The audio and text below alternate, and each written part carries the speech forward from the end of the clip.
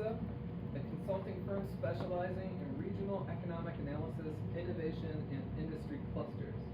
Over the past 2 decades, he has specialized in urban economies, developing the City Vitals framework with CEOs for cities, and developing the city dividends concept. So tonight, Joe is going to share some of what he's learned with us. So please give a warm welcome to Joe. Thank you so much. Thank you all. I appreciate very much the invitation to be here. I've known about and worked with Strong Towns for at least as long as they've been around, the last 5 or 6 years with Chuck Morose. And my day job, and I'm not sure that bio said it, is I run something called City Observatory, which is basically an urban policy think tank that looks at cities across the United States and tries to ask them basic questions about what makes cities successful, how do cities deal with basic problems around housing, transportation, economic opportunity, equity, and so on. And I'm an economist by training, so an economist with a PowerPoint is probably the most deadly dull combination you can have. But you guys asked for it, so I'll try to make it as painless as I can. So what we do is study cities and what makes them tick and how they solve some of their basic problems. And it's really inspiring for me to be in a meeting like this today, because ultimately what really makes cities tick is not the stuff that's happening at the 50,000-foot level. It's the engagement of citizens in the community who are playing a role in their place, deciding what's important to them, speaking up, acting up, and changing things. So, again, I have huge respect and am honored to be able to talk to you today. The other thing that was kind of left out of my bio is I spent about a dozen years working for the state legislature. And the one thing you can learn working for a bunch of elected officials is they don't let you do monologues. So if anybody has questions or wants to break in with a question or a thought, or let's take this in whatever direction is most useful to you. And the more it can be a dialogue and a conversation, the more useful and interesting that I think it will be. So I'll try and throw some things up here, and I think what I'm trying to do is start out at a fairly broad level and talk about the role that cities play and the role that place plays in economies and in our personal well-being and about sociologists, but that spills over into a lot of the problems and challenges that our societies face. And a lot of the solutions, obviously, will be felt at cities. So I'll start by I'm going to do kind of 2 frameworks here. The first framework is a very global framework that says, if you've traveled around or lived in other places, different places look different. They're doing better or worse than other places. And what my work does is look from an economic perspective at why some places are flourishing or growing and why others are declining or having problems. And that's very much in line, I think, with some of the analytical work that Chuck and his team do at Strong Towns. So I'll talk about that from a global and a metropolitan perspective. And then I'm going to zero in on just a really fundamental economic concept that we don't give much thought to, that I think has really changed the way the world works, and why cities now and place is now more important than it's ever been, and in different ways. So the first 4 things I'm going to talk about are why some places do better than others, and there are 4 factors to pay attention to. I'll give you slides on each of them, but they are talent, innovation, connections, and distinctiveness. So when I look around the country and I look at cities, and most of my work focuses on the 50 largest metropolitan areas in the U.S., every metropolitan area with 1 million or more people living in it. And about 2/3 of all Americans live in one of those 50 big metropolitan areas. And they're really the thing that powers the U.S. economy. That's where most of the income, most of the jobs, most of the new ideas come from those 50 really dynamic metropolitan economies. And so the work that we do at City Observatory is to try and figure out why those do well. But talent, innovation, connections, distinctiveness. Why are cities flourishing? First one's talent. There's a guy named Ed Glazer who wrote a wonderful book a decade ago about cities and economic development, and he says it's real simple. You have a flourishing economy if you have a lot of smart people in your community. And that's not just to the benefit of those smart people. It's that when you get up, what cities do is they concentrate talent in a particular place, and they give rise to new ideas and new businesses, new ways of doing things, new ways of doing public policy. So smart, energized people are really important. Now, it's hard to measure intelligence in good ways. The best data that we have is about education, how much schooling you had, and there's, if I were to talk to people who care about economic development, I tell them this is the one thing that you should pay attention to, and it's the relationship between. Now, as an economist, I got to sneak in one regression equation. I apologize. But this is basically the relationship between what fraction of your adult population has at least a 4-year degree, a BA or higher, and what the average income in your community is. And there's almost a perfect relationship there. The better educated your population is, the higher the income. And that explains, roughly speaking, about 2/3 of all the variation in income. It's really hard to be successful if you don't have a well-educated community. You're well on your way if you have a very well-educated community. R-squared looks like it's 0.8, but. R-squared's about 64 on that, 0.64 on that one. Not super strong, but strong. In social spaces, as a single bullet theory, it's not a bad one. It's not perfect. There are a lot of other variables as well. You're absolutely right. But this one gets you most of the way there, just on one thing. And so, what are the policy implications of that? Well, obviously education systems are really important. We want to do a great job of educating our kids and actually everybody in our community, give them opportunities. But it turns out, and as I look around the room, I sense that there are probably people who have just recently chosen to live in Portland or in this area. And it turns out that well-educated young adults, people 25 to 34 with a college degree, are the most mobile people in society. They're the most likely to move across state lines. And so the biggest variable, particularly in the short run, in your success of your economy is whether smart young people are moving to your community or not. So we've done a series of studies called Young and Restless that look at where smart young people are moving and why. And I'll just give you some top-line findings from that. One of the things that we've done is survey work, and we find that, roughly speaking, by 2-to-1 margin, smart, well-educated young people say they're going to choose the place they want to live and pursue a job there rather than go wherever their career takes them. So place is a primary determinant for a big fraction of well-educated young people. And we also know, and I apologize for this map, but it's basically the analog of the map on the back of the room. We've measured where smart young people are moving in the United States. And so we went to the center of Portland and we drew a 3-mile circle around it and counted how many more young people lived there in 2000 than did in 1990. We've repeated this exercise every 10 years since. But you can see well-educated young people are concentrated heavily within what we call close-in urban neighborhoods, within 3 miles of the center of the central business district. Well, part of what we do is do that same exercise for every one of these 50 large metropolitan areas of the United States. And what we saw for the Portland area and about 1/3 of the other metropolitan areas in the 1990s now holds for every large metropolitan area in the United States. Well-educated young people are increasingly moving to the center of cities. And it's probably not news to a lot of you. And they're roughly moving in about twice as fast as they are in other areas. And that's driving central city growth. We've updated this till just before the pandemic. Pandemic threw all the census data into the TIS. But basically speaking, 25 to 34-year-olds with a 4-year degree are concentrating close in urban neighborhoods. Their population is up by 1/3 in a little less than a decade. That's true for every large metropolitan area. And what little evidence we have post-pandemic is that that trend really hasn't changed. So what is it about cities that attracts well-educated young people? Well, I'll come to that in a minute. I'm going to talk about these other 3 elements of my framework, and they are innovation, connections, and distinctiveness.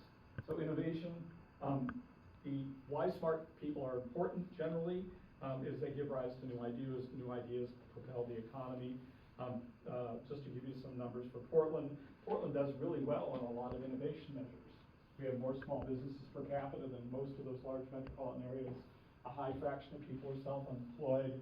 The firms here tend to be small. We get we're in the top 10 for patents per capita, which is a measure of knowledge creation, and a lot of venture capital comes here. So it's a very entrepreneurial place. And while I focus on sort of, these are all private sector types of activities, public sector activities, initiative and referendum, trying out new stuff in the public sector, new public policies is also important. Then there are a lot of other indicators of that too. You can sort of look at innovation in the creative economy and the gig economy too, and we do well on those indicators. So that's the second thing that we care about. Do we have a place that gives rise to new ideas, new businesses? Third thing is connections. And connections is a bit of a hard one. That's what cities do. They bring people together. So there are a lot of different dimensions to that, a lot of different ways to measure that. Some of them are social, some of them are geographic. So density and transit and transportation systems all matter, but there's a social element to it as well.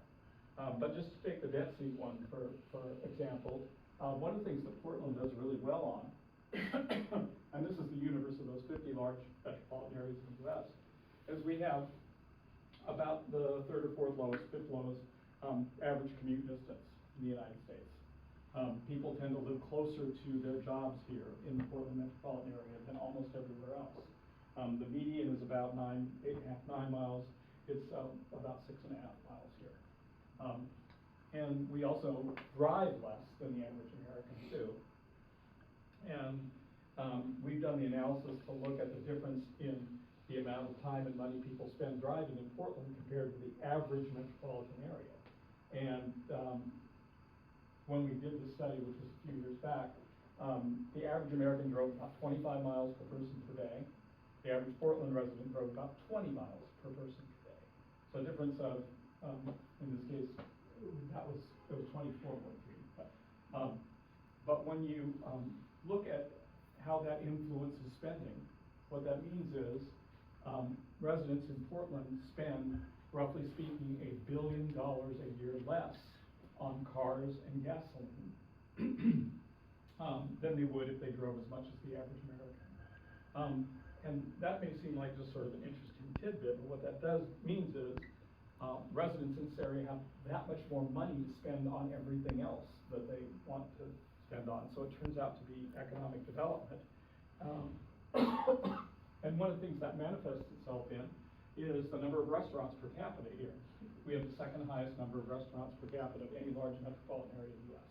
And that number doesn't include food carts. So it gives rise to some differences here locally and more economic activity here locally. The other thing I'll point out in terms of connections, has anybody here heard of walk? Go ahead, question. Who's number one? Who's number one? Anybody want to guess? New York. Let's go back, I think it's San Francisco. Close. Good guess. That's all. San Francisco, Portland, Seattle. Never. Okay. Last time I did it, I'd have to go back. Yeah, wow. That's good, that's good. Does everybody know what walk score is? Yes. Okay. Yeah, so walk score is a great way of looking at how well connected people are in communities. And, you know, this is Northeast Portland, and so you're all familiar with that, so I didn't describe it. Yeah, walk score not so good for Northeast. The thing here is, so, I mean, the scale is 0 to 100, and down towards 0 is car dependent, 100 is the walking paradise. And we have, you know, here's kind of a heat map of the Portland metropolitan area that shows, you know, central Portland, where a lot of well-educated young people are moving to, is very green. And then on the periphery, you tend to get these yellow and brown colors, so not as walkable. We did an analysis using an economic tool called hedonic regression to look at the connection between walkability and home values. And in every large metropolitan area in the United States, people pay a premium to live in walkable neighborhoods. And the premium in, you know, the most expensive places, Los Angeles, Washington, San Francisco, is very substantial. And that's from going to from a 60 to an 80 in each of these metropolitan areas. And as an economist, the fact that people are paying a premium for walkability tells me two things. One, they value it. People will pay more to live in a place where they can easily walk to common destinations. So it has real economic value. Mm-hmm. The second thing is, it tells us that we're probably not making enough of it. That people are bidding more to live in those neighborhoods because we don't have a lot of great neighborhoods that you can walk to. And the implication of public policy is we really ought to be thinking more about how do we build more walkable places, because we don't have as many as we'd like to have. And we could talk about neighborhood change too, because when the price of these neighborhoods goes up, that means people with limited income don't have the opportunity to live in those neighborhoods, and then they end up living in more car-dependent neighborhoods, which also turn out, no surprise, to be more dangerous and so on, and often have fewer opportunities. So this is the connections piece that's really important. So talent, innovation, connections, and the last one I want to talk about is distinctiveness. And I spent a lot of time working in economic development, and the trouble with economic development generally is people come up with kind of pat solutions, like let's get a baseball stadium here, or let's recruit a biotechnology industry, or let's build a convention center headquarters hotel, or let's give somebody a tax break to build something here. And the trouble with a lot of those policies is there's things that everybody tries to do. And if you're Las Vegas, you can be great in tourism. If you're Silicon Valley, you can be number one in a lot of technology fields. And trying to duplicate what other people have done it means you typically don't have the same resources that they did. So you're much better off focusing on the things that you can really be best at. And so some of you, anybody here know Jane Jacobs, read her stuff? Yeah, I suspect most of you have. Jane had a wonderful statement. She said the greatest asset any city can have is something that's different from every other place. And when I'm asking advice about economic policy, what I tell cities is figure out what you're really good at and build on that, because that's where you're likely to have a sustainable business advantage against every other place that is likely to be authentic. And I think too often we're trying to be something that we're not, as opposed to being the best, in this case, Portland, that we can be. So when you look at, this works actually, and we know because we look at history. We have great market data that shows that, Portland's been one of the most outdoorsy, physically active place in the country, twice as likely to go camping, 60% more likely to hiking, packing, and so on. Last in the nation for theme park attendance,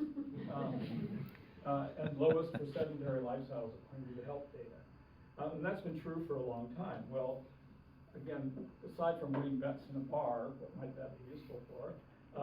Well, back in the 1960s, there was this guy who started selling Japanese sneakers out the back of that green station that we're looking at there, and everybody knows the company that founded. And interestingly, the reason, so there's now, another slide on this, this athletics and outdoor cluster, Adidas, Nike, Columbia Sportswear, and probably a couple hundred other smaller firms. They're all in the same space of athletic wear and outdoor and footwear and the like. And they're a global powerhouse. And Portland is probably the leading center for that industry in the world right now. It's really the hub of designing and managing the whole process of creating all these goods. That wasn't true 50 years ago or 60 years ago. The footwear hub of the United States was in Akron, Ohio, because shoes were made by tire companies, rubber shoes made by tire companies. So the reason that industry is here has nothing to do with the rubber or the tires or the history of that industry, and has everything to do with the fact that there was this innovation that sprang from the interests of the people who live in this community out of that distinctiveness. So you kind of pull together these factors of innovation, distinctiveness, connections, talent. So that's the first four parts of that. I'm going to pause there because we can either just reflect on this conversation, have some questions, or I can run through three more things that I would like to emphasize. But this is a good point to break and get your feedback. Go for it. Chairman, Victoria, Timothy, I don't want to be out of order,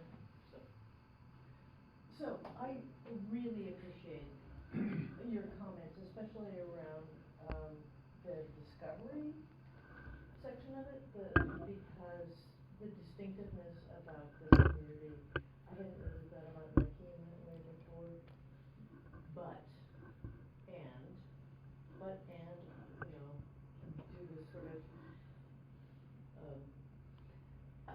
thing, which is, we've got a $500 million bill that Tina Kotek, our governor, is putting out there to develop neighborhoods that allow urban growth boundaries in a very unsustainable way. And there's some sops to changing local zoning codes, but it's not really taking advantage of the distinctiveness of the neighborhoods that you were talking about and what we can do. I mean, we won't become the Netherlands, overnight, but they have been working at it for 50 years. So can you respond to what is going on politically for us to meet the challenge of not only housing, but transportation, livability, and walkability? Yeah, I'll just say, my reaction based on this is, and I could throw in some more charts, but I'll summarize it. The problem is not the urban periphery, the problem is the core. It's the demand for these dense urban walkable neighborhoods, places that are bikeable, walkable, and well served by transit. Adding more land at the periphery of the urban growth boundary does essentially nothing to meet where the shortage is. The shortage is places to live. And the other thing is, unfortunately, we focus too narrowly on quote-unquote housing affordability as opposed to affordable living. And you need to combine housing and transportation costs. And the trouble with building more development on the periphery is it locks people into living situations where they have to drive more and spend more on driving, and has a larger carbon footprint. And it also requires, and this is the part that people fail to look at, much larger investment in infrastructure. And this is sort of classic Strong Towns. I-5 corridor expansion. Yeah, I mean. I can link to about 20 articles I was that gonna he's say, written about this. be very careful starting down that road, because I could spend the next hour on that without pause. But yeah, absolutely. So, yeah. Joe, when you talk about connections, especially with regards to the transportation infrastructure, one thing that I hear is people say, we should get rid of the freeway. If people living out in the suburbs want to participate in our economy, they should move in here. And something about that, and then I see the signs that say 300,000 people pass through this intersection every day. And I wonder, when we at a human level talk about the transportation infrastructure, are we missing, is there a bigger picture that actually says the more people moving in cars, the better? Or is it true that you can just compress an entire community down to walkable distance and that's just fine? Or so if somebody said we should get rid of the freeway, how do you think about that from your perspective about what makes cities effective? So I think what we need to distinguish between is two different concepts. One is mobility, the ability to move, and the other is accessibility, which is getting what you want. And for the last 60 or 70 years, we've been obsessed with mobility, moving more and further. And we have done nothing to improve, really, accessibility. In fact, that's what nature car-dependent transportation systems do, is they've caused this diaspora and restructuring of cities and the way they work. And I'll give you, and I don't have the slide for this right now, but I'll just describe this really briefly. So in 1935, there were 1,200 grocery stores in Portland. Today there are about 300. Population has more than doubled in that period of time. In 1935, the average Portland resident lived about 4 blocks from the nearest grocery store. Average number of households that have, fewer than half of households had cars in 1935. And what we've done essentially by the changes that we've made is we created the possibility of supermarkets. There were 0 supermarkets in 1935. They were actually invented in the 1930s. There were just a handful of them by the late 1930s in Portland. And what the shift to the car-dependent transportation system did was destroy the economics of mom and pop grocery retailers. And they, those 1,200 businesses, more than three-quarters of them have gone out of business in the meantime. So we have more mobility, but we don't have we don't have the food accessibility that we have now. And everybody now has to travel further to take care of that basic function than they did, 9 years ago. So you talk about the distinctiveness and the athletic wear hub that we have. I know there's a lot of tech hub in Portland, like partly Intel and partly just a lot of smaller companies, and then also slightly different, but like we have this like really active bike fun community, and like I see all of these creative people out in the streets. Like, are these things that differentiate Portland in a way, and like how do you turn that into like dollars? It seems like you're an economist, like it seems like that matters on some level. Well, I mean, I showed you the numbers about restaurants per capita, and again, the fact that we do less driving means we're spending more on that. That's creating, there are no automobile manufacturing plants or oil refineries here. So the money that we shift away from spending on that gets disproportionately spent on businesses that are here locally. Now, we don't necessarily register that, but it's a very real part of the economy. And then we are gradually giving rise to, in really unpredictable and serendipitous ways, new kinds of businesses, new ideas for businesses that didn't exist before, because we're a little bit of a leader in some of these things. And maybe that's a good point, and I'll be happy to answer some more questions, but that's a good segue to what I want to talk about next, because we think about, we're obsessed with, and economists are guilty of this more than anybody else, talking about production. We view the economy as this big producing machine. How can we get more gross domestic product, right? And we need to turn that on its head and talk about consumption. How do we get what we want? And I don't just mean goods and services, I mean interactions with people and social opportunities and being in great places. That's what I mean by consumption, as opposed to, again, these factories and machines and output. So, yeah. I'm really interested, also there was a chart or some sort of data that said like, I'll find the city I want to live in, and then I'll find a job that meets the need. I'm wondering if you all are researching or have any data on like the hypermobility of mobile work now. Like the only reason we live in Portland is because I can work from home.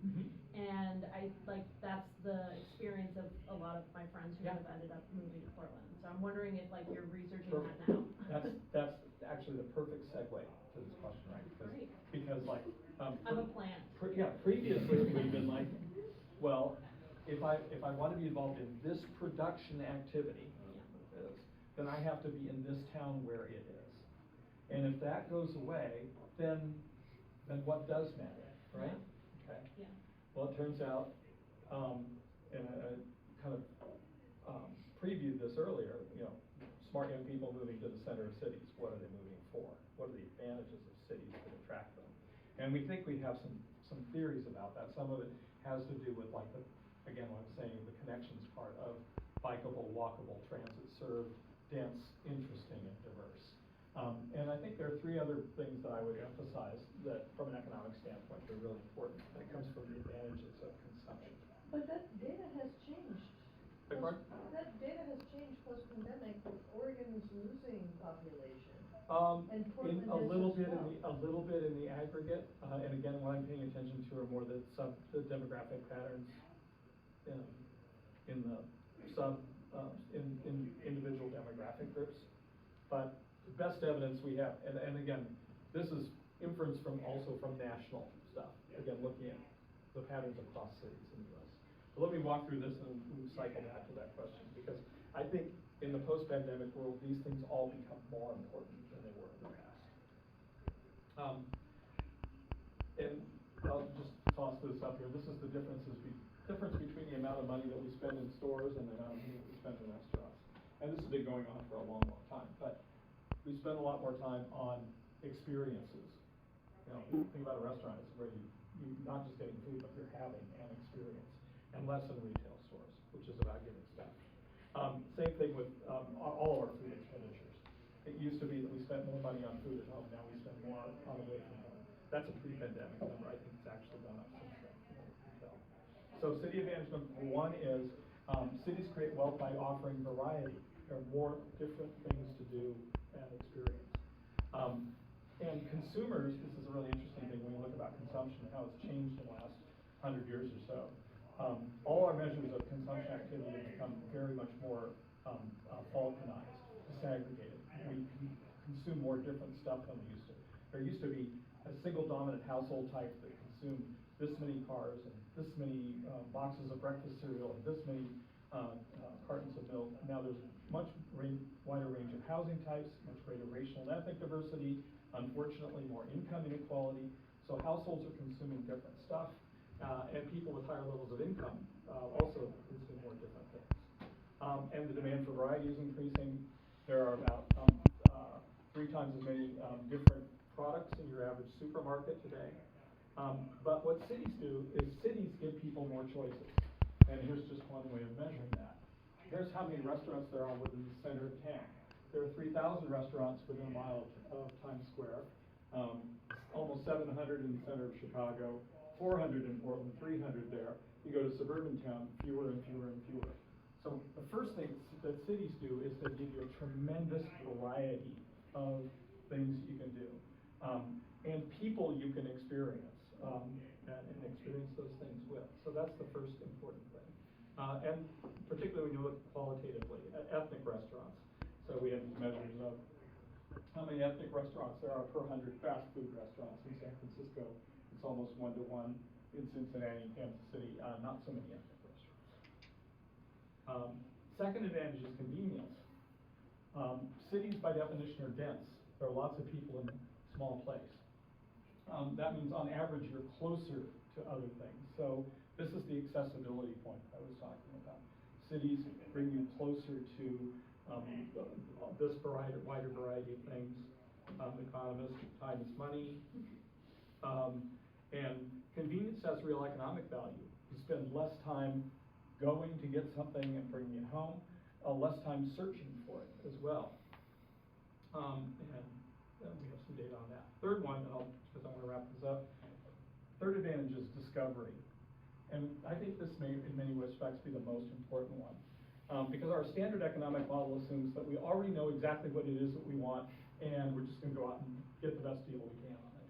In reality, as humans, we're not born with all of our tastes. And we develop our tastes in response to the set of experiences and opportunities that we're provided with.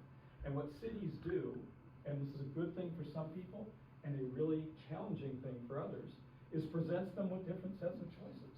You have experiences and opportunities that you didn't know existed. And a really good city, if you're open to it, presents you with stuff that you didn't think about. So, historically, it's like ice cream, do you like chocolate, do you like vanilla? But really there are a lot more choices than that, and a really good place will give you those choices, and then, Salt and Straw will invent entirely new choices that nobody had come up with before. And having that experience in your community, in your city, is something that is really vital. And you can think about the same thing going on in farmers markets or in food cart pods and so on. A place that constantly generates new experiences gives people, if they're open to it, new choices. Now some people, and older people tend to be this way, don't want to be challenged by new experiences. They don't want to encounter people who look differently, behave differently, eat different foods than they do. But a lot of us are very open to that, and that enriches our lives. And so cities, that's an advantage of cities, is their ability to be open to discovery and innovation. So, to answer your question about, okay, post-pandemic, what's important? People, I think, are choosing where they want to live based on they're not bound by production where they need to work. If they can be equally efficient in any location, then what's going to be the pivotal factor that determines? It's going to be where can they consume or experience the things that they most value. And cities that offer variety, lots of choices, convenience, stuff nearby, and the opportunity to discover things, I think are going to have big advantages over places that don't offer those things. So going forward, and this says very much about neighborhoods too, because we can think not just about businesses, but we can think about places to live, about communities. All of the sort of things that we think about in the Strong Towns framework are the sort of things that people are thinking about where they want to live. And so the work that we're doing there, to me, is really kind of some of the most essential work that we can be doing in economic development to strengthen our communities, because that's what's going to attract people, and particularly people who share those values and are interested in supporting those things. So that's what I would say.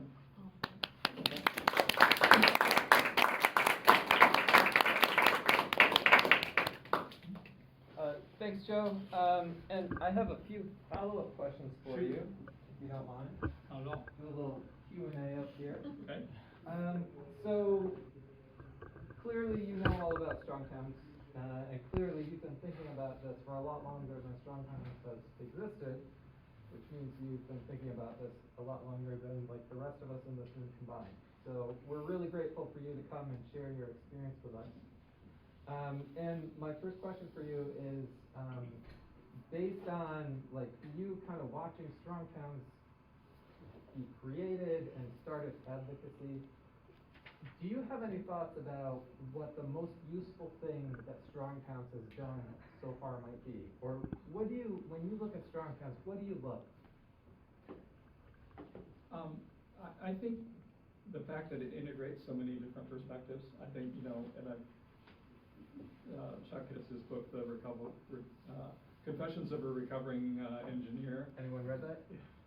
Yeah, it's really good stuff, and you know, as I've intimated and not gone into a lot of detail, I think our emphasis on transportation and car transportation is at the root of a lot of the problems that we have, and then also, you know, Chuck's got a very kind of clear fiscal conservative bent. You know, it's like what makes sense financially, and as an economist, I empathize with that a lot, and I think and making the connection between the way we subsidize certain kinds of development and how that affects our communities. So, you know, and then I think the third thing would be housing and the connection to housing, because clearly, and I think there's a wider conversation to be had there with the whole YIMBY community about how we need to give serious thought to how we build communities that are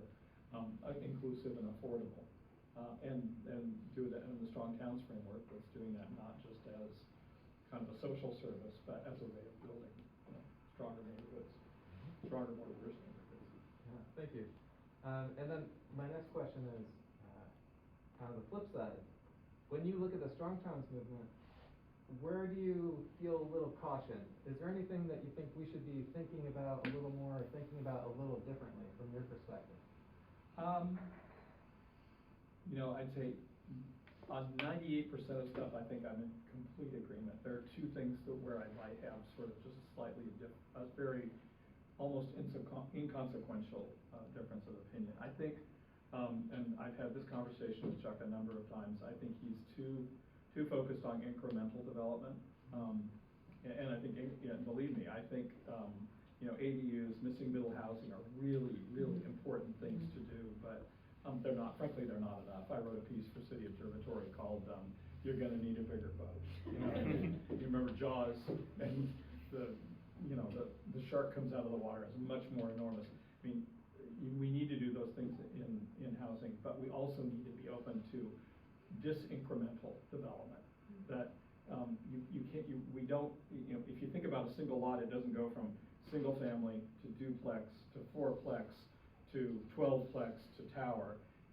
Sometimes it's going to go from a single family home or a low value commercial building to a larger facility. And just given the scale of our housing problem, we've got to be more open to that, in my opinion. Yeah.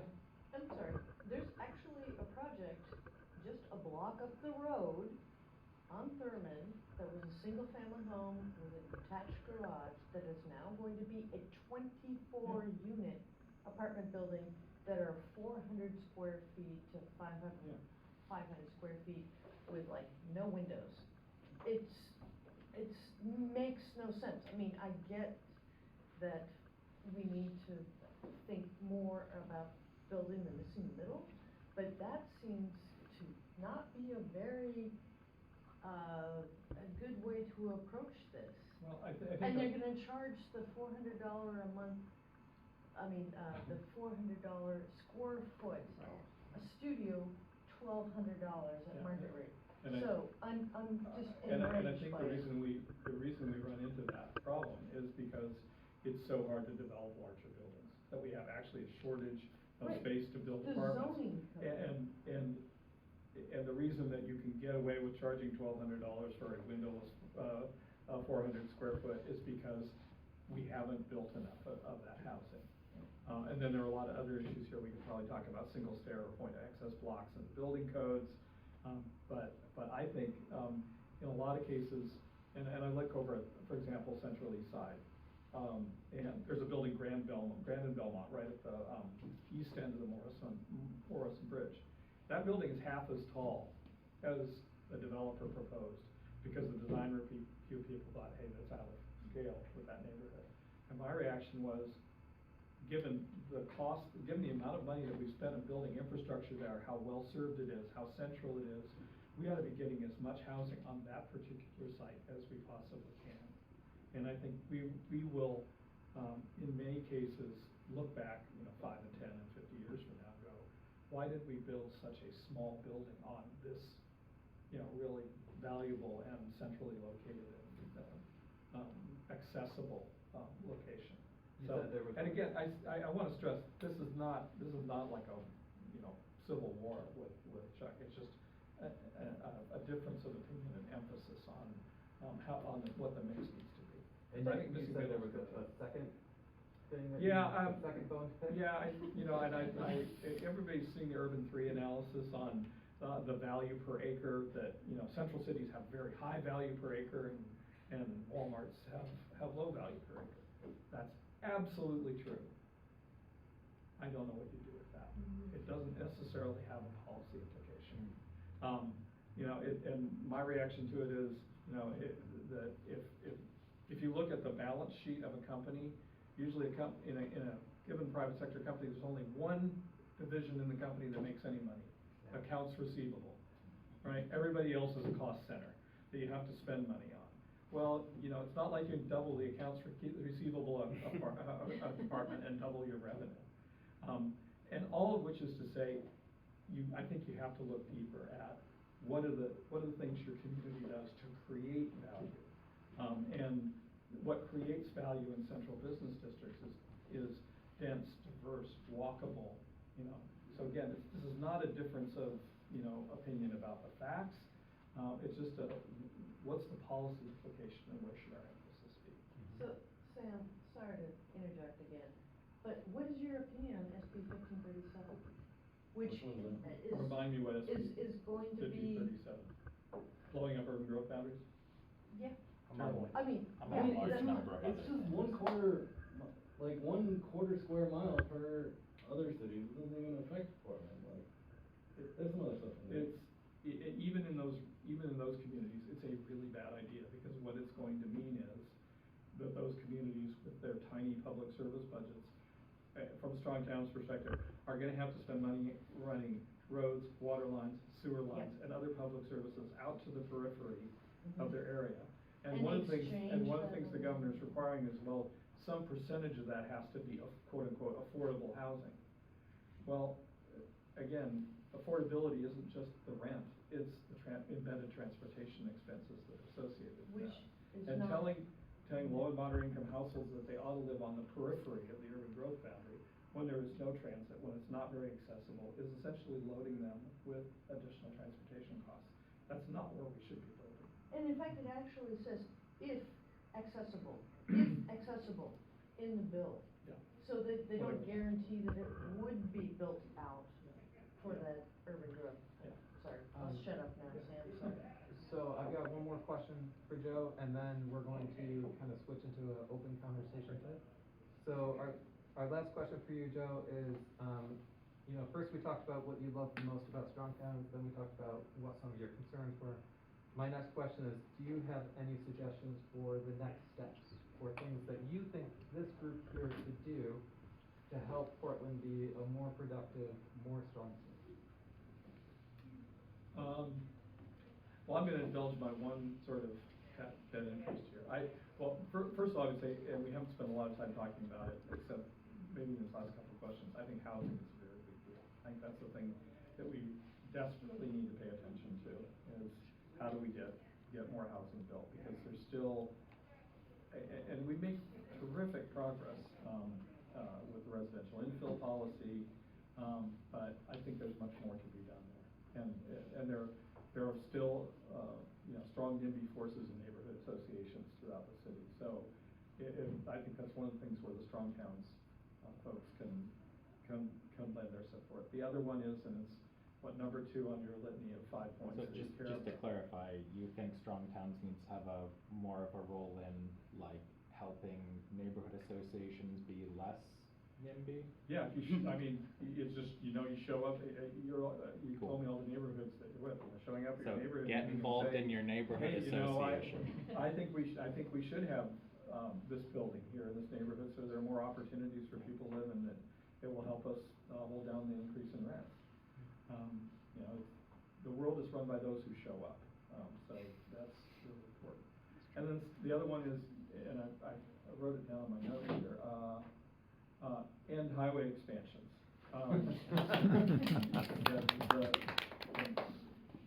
If you haven't seen, I spent a lot of time on that at City Observatory. We've got to fight the Rose Quarter Freeway project, we've got to fight the Interstate Bridge Replacement project. Together, those projects would commit us to more than $10 billion to widen basically 6.5 miles of freeway. And Induced demand. And basically, it's a tragic waste of resources. And what they've done with the Interstate Bridge, just one thing I'll say in the smart towns. So in theory, we have a quote-unquote user-paid transportation system where roads are supposed to be paid for by user fees like gas taxes and vehicle registration fees.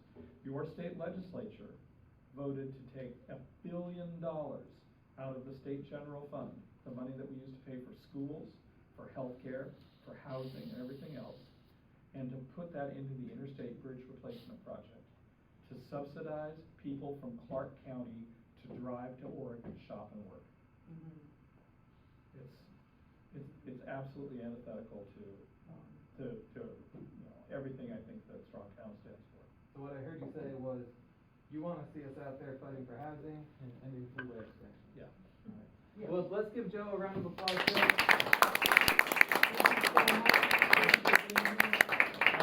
Really appreciate your time here. So we've got 15 more